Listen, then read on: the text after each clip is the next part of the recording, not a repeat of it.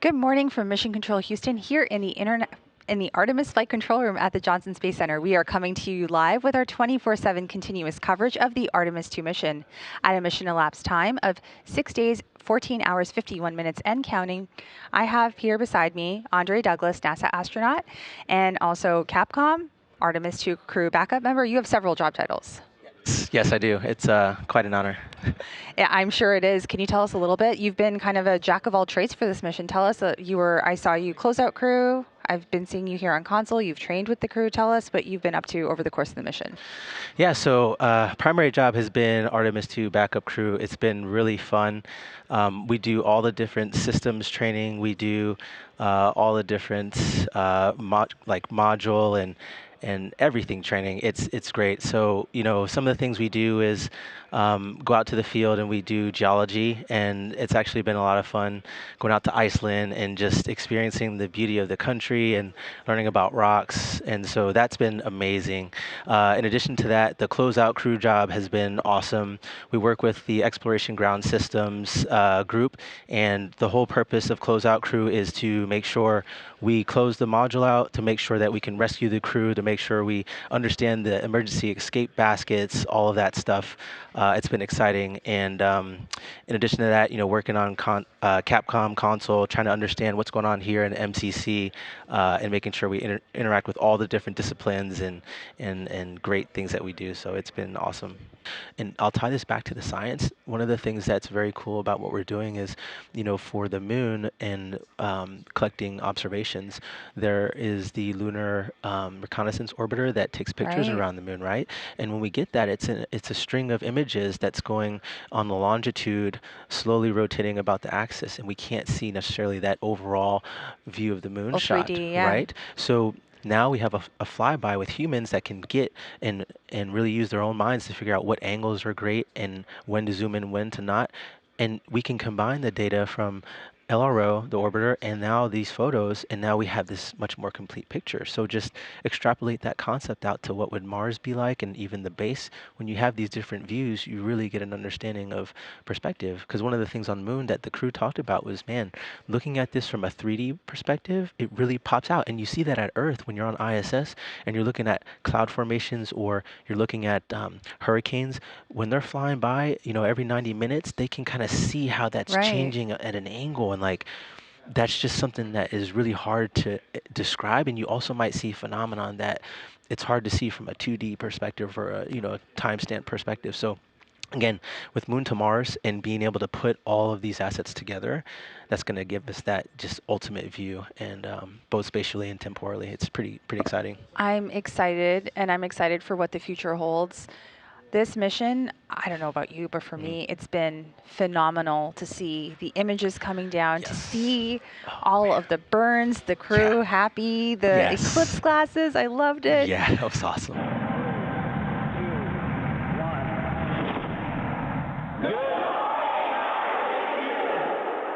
Your friends and colleagues at the Canadian Space Agency wish you another great day on your voyage. Canadians everywhere are inspired by your journey, and we're with you every step of the way. Let's go. You're looking live at a view inside the Orion spacecraft, now on flight day 8 into the first flight of astronauts aboard Orion. All 4 crew members are just wrapping up their post-sleep period, getting ready for the day and getting ready for their daily planning conference. We're expecting that here momentarily when they'll talk down with teams in Mission Control Houston, getting an update on their systems aboard the spacecraft, any plans for today, and asking and answering any questions. Again, some of the activities we expect the crew to participate in today include putting on and measuring for their orthostatic intolerance garments, or OIGs. They'll also get in some exercise, and we will see them in a couple of public affairs events as well. This is Artemis Mission Control. You're looking at a live view inside the Orion spacecraft of our crew on the Artemis II mission. Now a mission elapsed time of 6 days, 19 hours, and 30 minutes. The crew woke up at 10:30 a.m. Central Time today, just completed their post-sleep period and their DPC, their daily planning conference.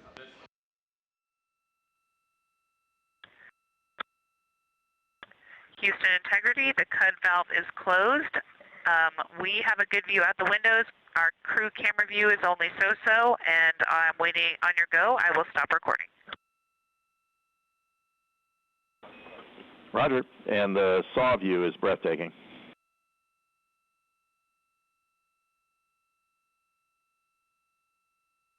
We love a good blizzard. The less said about the snow, the better.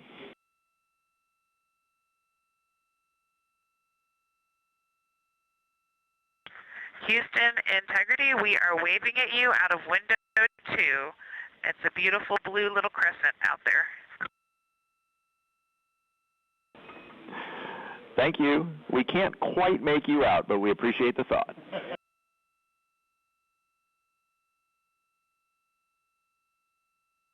We're working on changing that.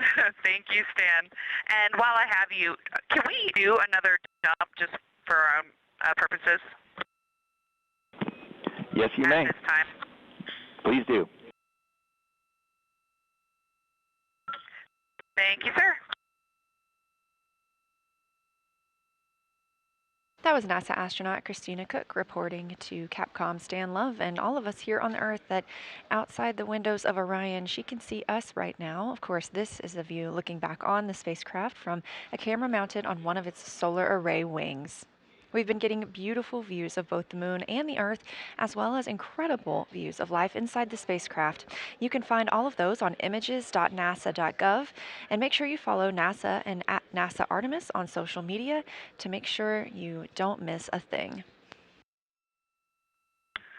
Man, Steve, we got so much going on. I feel like we're on the International Space Station right now. This is an awesome day here. Hey, can you confirm this is my final exercise of the mission? It'll just help me with stowage management. Reed, that's correct. Okay, thanks, Dan. And for what it's worth, today's exercise is the last exercise for all crew members. Starting tomorrow, we will not have the time. Integrity Houston for optical comm.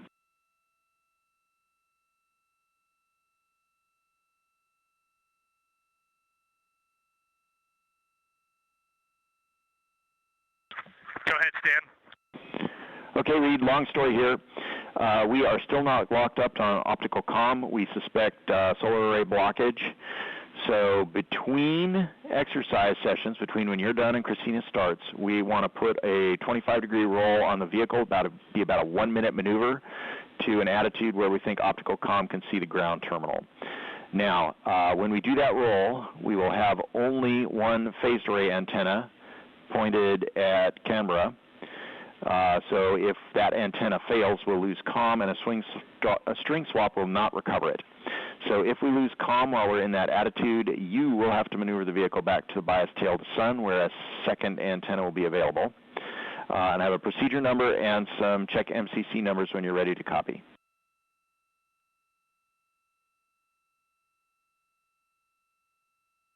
I am complete with exercise, so you can start that team working in that direction. Go ahead, Stan.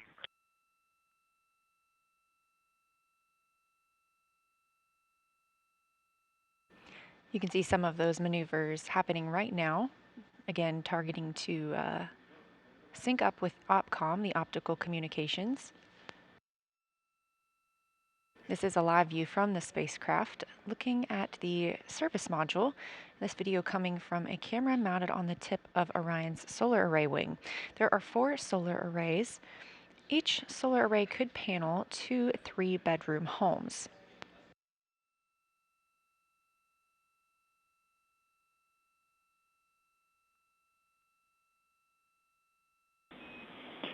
Integrity maneuver and damping complete. We are go for crew exercise.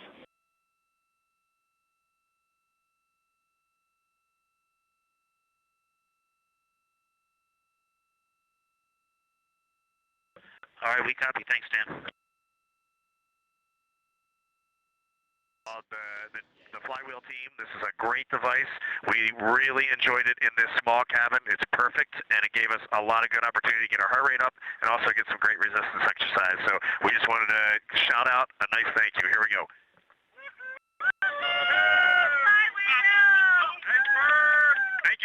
boys.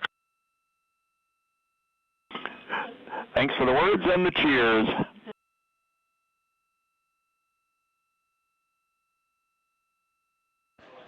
That was Commander Reed Wiseman calling down that they have finished exercise for the mission, and that's worth celebrating. Integrity Houston, no action on the enabled caution. That's part of our cabin repress. It should clear on its own soon.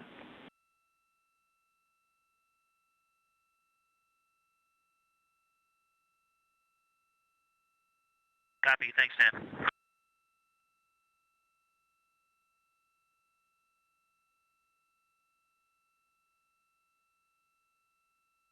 NASA astronaut and capsule communicator Stan Love calling to the crew aboard the Orion spacecraft. They received a caution about their cabin pressure. However, it will clear out on its own after the oxygen levels out inside the cabin. We are currently repressurizing Orion. There was a demonstration flight test objective to have the cabin pressure at 10.2 psi. That repressurization has been going on for about an hour and a half now, and the pressure is currently at 13.27. We're currently at a mission elapsed time of 7 days and 6 minutes, meaning it has officially been a week since Orion launched to fly around the moon and come back home to Earth, targeting that splashdown in 2 days, 1 hour, 25 minutes in the Pacific Ocean. We do expect to see the crew and hear from them shortly during the Canadian Space Agency Public Affairs event. That'll be in about 40 minutes. He hears us. We got you loud and clear, Josh. Great to hear your voice. We got Jenny and Capcom, and it's great to have you on board Integrity. Thanks for joining. Thank you, guys. We're good? Thank you, thank you, thank you. Jeremy, and to your crew aboard, we have a very special guest tonight who would like to say a few words to you. And so, c'est avec grand plaisir que je passe la parole au très honorable Mark Carney, Premier Ministre du Canada. Merci beaucoup, Joshua. Et tout d'abord, Jeremy, je veux commencer en français parce que tous les Canadiens et Canadiennes sont tellement fiers de vous pour bien des raisons, mais c'était incroyable de vous entendre parler français pour la première fois dans l'espace. And as I say, Canadians are so proud of what you're doing and the collaboration. And I just want to have a chance, if I may, I'm thrilled. I'm absolutely thrilled to be speaking with you, Jeremy, and the crew. We've all been watching and inspired. Yeah, Integrity Houston, cabin repress is complete, 14-7, and we'll stay that way for the rest of the mission.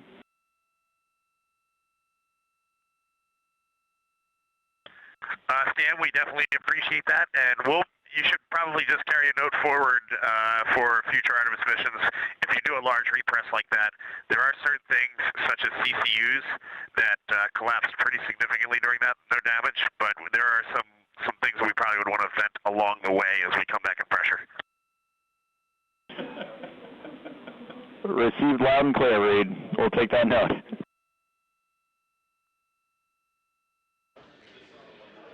That was Commander Reed Wiseman calling down to the ground. We did conduct the cabin repressurization today. The cabin pressure was kept at 10.2 psi for an extended period of time as part of a test aboard the spacecraft, as this is a test flight, the first flight of humans aboard Orion. Everything we learn is helping us prepare for future missions. Houston Integrity, calling the blind from a Peltor, and just doing a test for the Peltor noise reduction flexible activity. These actually work really well. We have 3 crew members on Peltors, 1 in the toilet, and we're using the Bluetooth feature to talk between them, and they sound really good. Noise canceling makes them very quiet, and then talking to each other with push to talk on the headsets.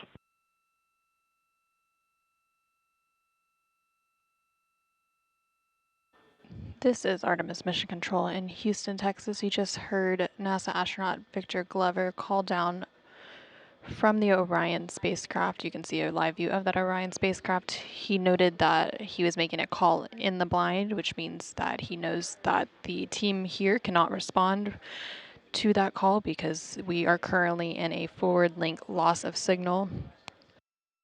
This is Artemis Mission Control. Following that brief data rate change, we now have those live views back of the crew inside the Orion spacecraft. Again, they're working through some stowage activities to start preparing for re-entry prep. They will do a lot of their re-entry preparations tomorrow when they will be reconfiguring the cabin to prepare for splashdown, and they will also be studying their entry procedures. In addition to stowing some of their equipment, they will also be installing their seats to ensure all items are secured for re-entry. We all just had that weird vibe of backing up and we were getting sad.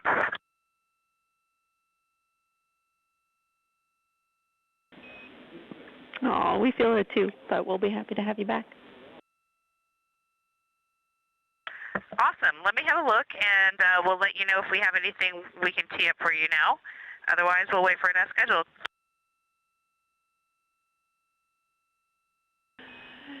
That sounds great, and Victor's spinning is making us giggle. It's really spectacular.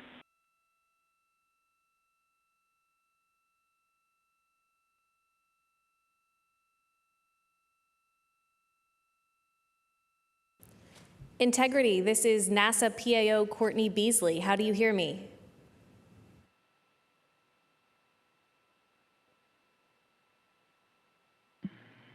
Hey, Courtney, we hear you, but you are very low. Okay, I will try to talk a little bit louder. Reed, Victor, Christina, and Jeremy, it's great to see you today. We have a room filled with media eager to talk Courtney, to you. we have you loud and clear. And Wonderful. We have a room full of media ready to talk to you today, and we also have them on our phone bridge. We have a limited amount of time, so we're going to go ahead and hop straight into questions. We'll start here in the room with Marcia Dunn. Go ahead. Marcia Dunn, Associated Press for you, Reed. Could you please describe your emotions when Jeremy called down to Mission Control to ask permission to name a lunar crater after your late wife, Carol? It was a pretty emotional, powerful moment down here.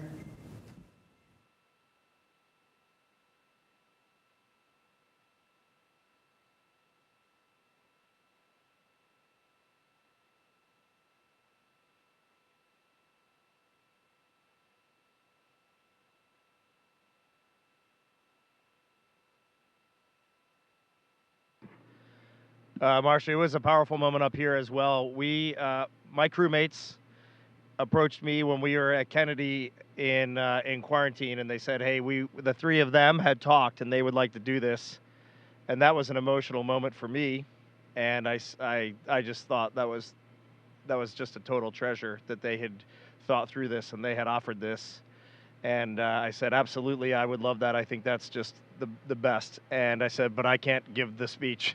I can't give the talk. And Jeremy, the kind of guy he is, he said he would do it. And it was getting emotional there. And I think when Jeremy spelled Carol's name, Carroll, I think for me, that's when I was overwhelmed with emotion. And I looked over and Christina was crying. I put my hand down on Jeremy's hand as he was still talking. It was right there on that rail. And I could just tell he was trembling, and we all pretty much broke down right there. And just for me personally, that was kind of the pinnacle moment of the mission for me. That was, I think, where the four of us were the most forged, the most bonded, and we came out of that really focused on that day ahead. I think that was a very caging moment for the four of us. Thank you for that question, and it was a great moment. And we have seen just some extraordinary things that I thought we might see. They looked similar to what I thought they might look like, and other things that I just had never even imagined. And those were different perspectives that we saw these things from. But I have to say, it hasn't changed my perspective or the perspective that I launched with. The perspective I launched with was that we live on a fragile planet in the vacuum, in the void of space. We know this from science. We're very fortunate to live on planet Earth. And the other perspective that I've sort of learned from others through life is that our purpose on the planet as humans is to find joy, to find the joy in lifting each other up by creating solutions together instead of destroying. And when you see it from out here, it doesn't change it. It just absolutely reaffirms that. Houston, integrity for a quick, kind of a PAO item, but more of a item for the folks in the control room there. Go ahead. Do you have our video still? We do.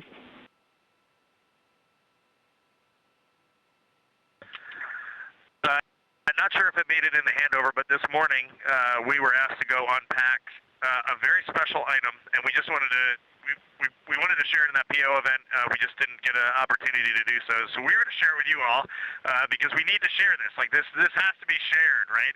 So in Victor's hands here it is the Apollo 18 flag that the agency asked to have put on board Artemis II so that it could take its rightful trip around the moon. And the four of us are just honored to have this here. We're honored that it is in our presence, and we are honored to carry the torch from Apollo through Skylab, through the space shuttle, through our beloved International Space Station, and now back further than humans have ever gone, around the far side of the moon, and safely home back to Houston. So we just wanted to share this with you because it needed to be shared. Thanks. Carrying the torch indeed. Thank you for sharing it with us and the world, and we'll look forward to welcoming you and that flag back to Houston shortly.